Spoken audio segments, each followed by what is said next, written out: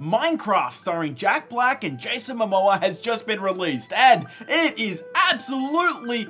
I'm Steve. Flint and Steve. Flint and Steve. Flint and Steve. I'm Steve. As a child, I yearned for the Flint and Steve. Steve. Release! Flint and Steve. Flint and Steve. Chicken jockey. Abysmal. Like, genuinely, I hated it. The blend of live action and CGI elements create this kind of, well, just a mess of an image that has everything just be backlit and looking like crap. It's all as if SNL had like a 90-minute skit with a decent budget. Honestly, it's so confusing how it looks this way with so much of the sets actually being built and looking fine in the behind the scenes footage. However, a fully fledged Minecraft movie that actually is good and captures the experience of the game is actually possible, and it's what they should have done. This is how I would make a good Minecraft movie. The Minecraft movie I had in my head is something more atmospheric. This would be animated, not live action. It would be in the art style of Minecraft, to use its world and visual aesthetics to the advantage of the storytelling. This naturally limits what can be done, but with these restrictions, it means you can be extra creative. The Minecraft film needed to tap into the same feelings that the Lego movie tapped into, answering the question of, why do we play with Lego? And what makes you special? When I think of Minecraft, it's the music. It's the ambience of waking up in a fresh new world and repeating the same tasks over and over again. Boot it up, create a world, load in, punch wood, build a cabin, mine, get diamonds, kill the dragon, beat side bosses, repeat. The major theme of the film would be about finding purpose in the mundane. We begin in Steve's tiny little dirt hut. He has his bed and essentials. Steve lives a simple life that involves running around and gathering materials,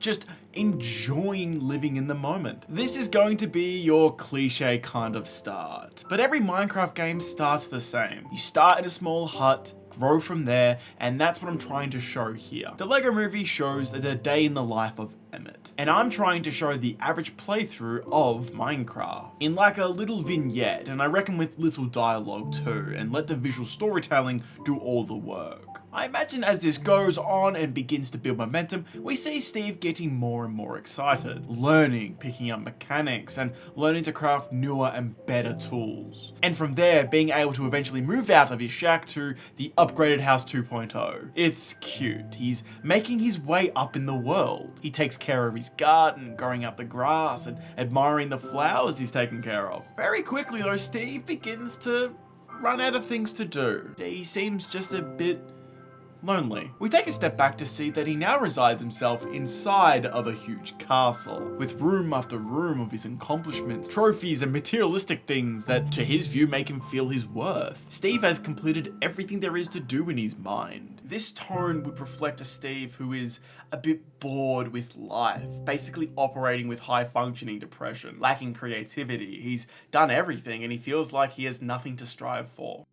Gen Z are people in their early 20s now. They are well into their degrees or working full time, and more than ever are just feeling lost. Wake up, go to uni, go to work, repeat the process. Is this it? Is this all there is to life? What comes next? The rise in acceptance of being antisocial lays hand in hand with the solo life of playing Minecraft. With the elimination of third spaces, this is only going to become more like prudent. Minecraft is a huge world, but it's empty. The only value is what you find value in or what you add to it. If you sit at spawn without engaging with the world, it'll continue to be a vast landscape of nothingness. This is melodramatic for sure and filled with hyperbole of an artist, but the feeling of aimlessness describes Gen Z perfectly. To have a film tap into that and make you question how you feel while also being a kids movie is an amazing opportunity. The yearly 2-week Minecraft sesh is a weird thing that just everyone does, where we boot up something we've done a million times and just work. We mine the same wood, we mine the same stone, we create the same tools and farms and set up inhumane pens for animals, and we torture the poor villagers. We kill the dragon and we make friends with name tags. Then all it takes is someone killing someone else's dog until the entire world is set ablaze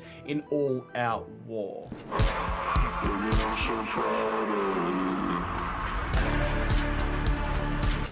One day, a day that seemed like any other, something changed. A raiding party comes in and storms the castle. They murder all the villagers at the front and make their way to set everything alight. They destroy the little shops, the villagers are terrified, the animals are attacked, chaos ensues. Steve's home is in disarray. He now finds himself in the courtyard, and Steve could not be less equipped to fight a raid, let alone a raid of this size. It's coordinated, planned, and far larger than any raid should be. And then a warden makes its way through the front entrance of the castle with Withers in tow behind it.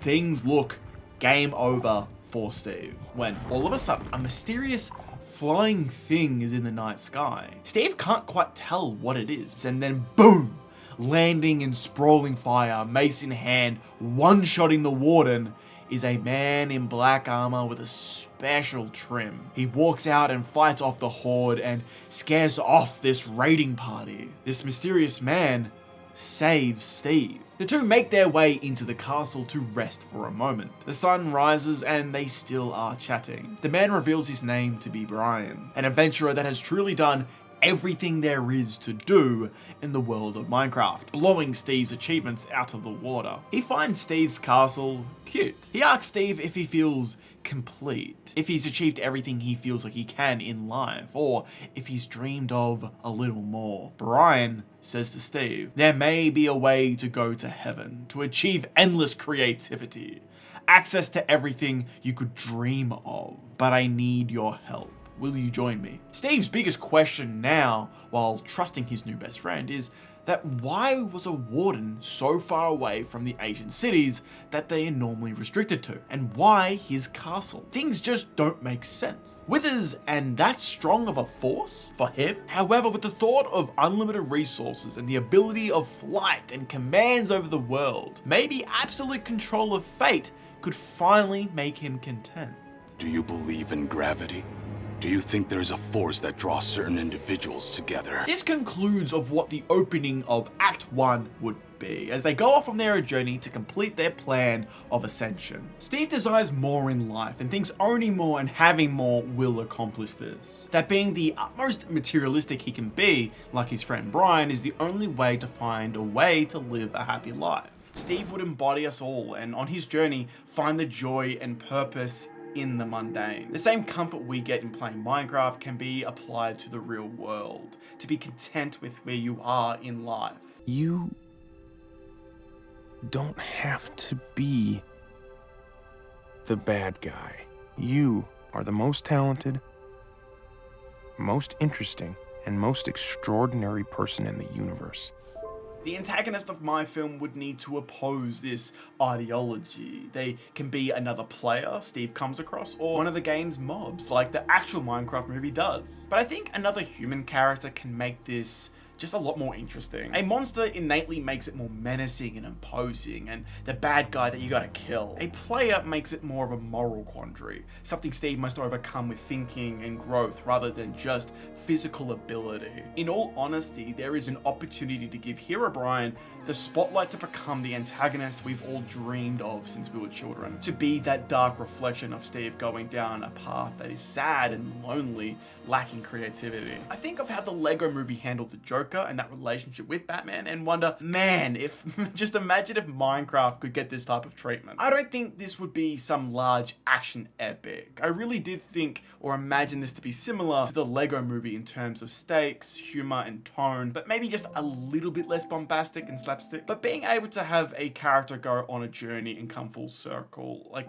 most kids' movies now are loud and just in your face with plot and visuals and moving to the next thing. Minecraft revels in the quiet and slow music. People don't play Minecraft to be overstimulated. The actual Minecraft film feels this way. That's why it's lit like an SNL skit. That's why everyone and everything is backlit. It's made for easy consumption. The ending would be for him to realize the reason why he does all this is because of the joy he finds in able to do the simple things in life. The automation and access to unlimited resources and creative made him not value what is in front of him all along. Now that everything is out on the table, I want to share what I had for the ending. Brian wasn't telling Steve everything. While I didn't have a second act all planned out, I just thought it'd be your usual fare of fun and adventure. The boys continue their ascension plan. If you haven't caught on yet, it's basically trying to get into creative mode. To control the time of day, unlimited resources, the concept of death becomes meaningless. You then have full autonomy over your own fate and destiny. Brian wasn't looking out for Steve. He needed him. He caused all of this to happen. The raid on Steve's house was set up by him. That's the twist. That's why the raiding party came in the first place. That's why there was withers in such high droves, and that's why there was a warden. It was him all along. Brian actually gets what he wants. He begins to ascend and his body begins to transform and change. He has a mysterious aura around him and his normal Minecraft eyes begin to glow white. It is here. Hero Brian is born. So how does Steve defeat a god? Someone who can control the time of day, control fate itself. He doesn't. I wanted an antagonist that could challenge Steve's worldview, and through no means of physicality or might could Steve overcome this. This isn't without trying. Hero Brian would toy with Steve, throwing him around and moving at a pace beyond his comprehension. It is clear to Steve now that he cannot win.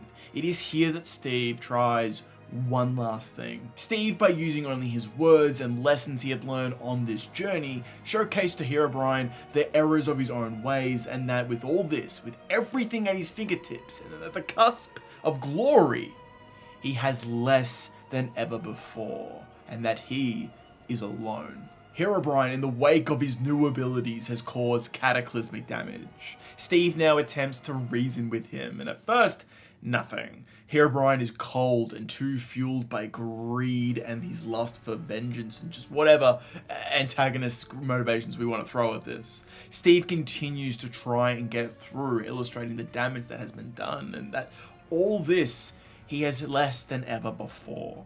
Trying to make him remember the time they spent together on their journey. Like really trying to pull at the heartstrings. What will you have after 500 years? You, Dad. I still have you. Hero Brian would reveal here in a sinister plan that this was all him, and that's where all that stuff I said earlier, like all the pain and suffering, the raid itself, he caused it, and that he had been watching Steve this entire time. This is actually what finally breaks him. Steve retorts, "So you've been alone this entire time watching me, looking for someone, when we could have been mining and farming together, enjoying the mundane journey of life?" This is going to be Steve's "you don't have to be the bad guy" speech, telling him that it's not too late to reverse everything, that with his new powers that we know to be commands, that he can undo most of it and start fresh together. This is where Hero Brian has his crash out. He can't imagine going back. However, Steve's talk no jutsu is too strong. He is able to calm him down and convince him. His powers undo the time and weather manipulation, and the world can finally rest. We finish off with them looking at the remnants of everything, with Brian stating that it will take so much time to fix and rebuild everything. Steve looks over and says, "Yep, but we get to both mine and craft together." They both run off to help the villagers rebuild their home and the world, starting anew. I'm 24. Minecraft came out when I was 9, and I was a part of that first generation that fell in love with the game as a child. The Minecraft movie that we got does nothing for me. I saw it out of obligation, and well, I like Minecraft. For some, maybe they wanted a celebrity-filled live-action mess that kind of misses the point of the entire game. If you like it that way, then more power to you. You might be saying, it's just a kid's movie, who cares? And it's not that serious, but honestly, I just hate this line of argument. Kids' movies used to actually be quality. Over the past few decades, if you have a look, there is countless films from Pixar, Disney, or DreamWorks that were short, that aimed at kids, but they're actually amazing. You can watch them as adults and actually, there's themes, there's actual messages there. We were eating. That's not to say there hasn't been good animated films to come out as late. Like trust me, All I do now is talk about animation. There is good stuff here, but if you actually listen to how the studios talk about them, there is so much outsourcing because they want to treat them as their cash cow. There is nowhere near as much respect as there should be when talking about animated films. With the Kung Fu Panda 4 situation, along with Moana 2, things are just so dire. And in looking at movies that aren't even that good, they at least fully realize the thing that they are adapting. Like with the Mario movie actually being a genuinely faithful adaptation. And like, sure, it's a simple movie aimed for kids. I've already criticized it within this video. But for fans of Mario, they feel rewarded for their faith and loyalty. That the movie that they got has the heart and the soul of the thing they love. Minecraft did not get this.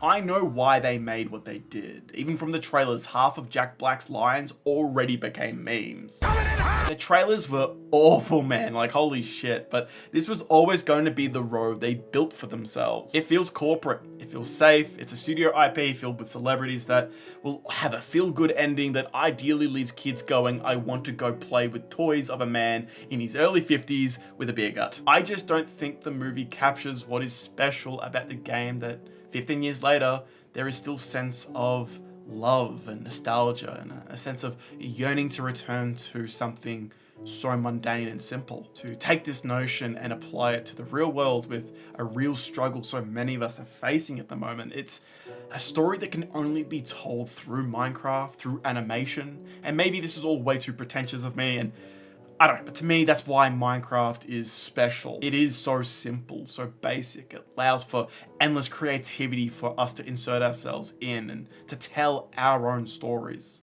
That is just what I thought the Minecraft movie should have been. But what did you think? Are you fine with what we got? Or do you think something more introspective and animated like the Lego movie would have worked better? Let me know down below. Thank you to my patrons in Nick, Colin, and Jadu Sable. You guys rock. Join the Discord and check out our other videos too. Other than that, I'll see you guys next time. Oh, and you can't end a Minecraft movie without this song playing over the credits. Creeper.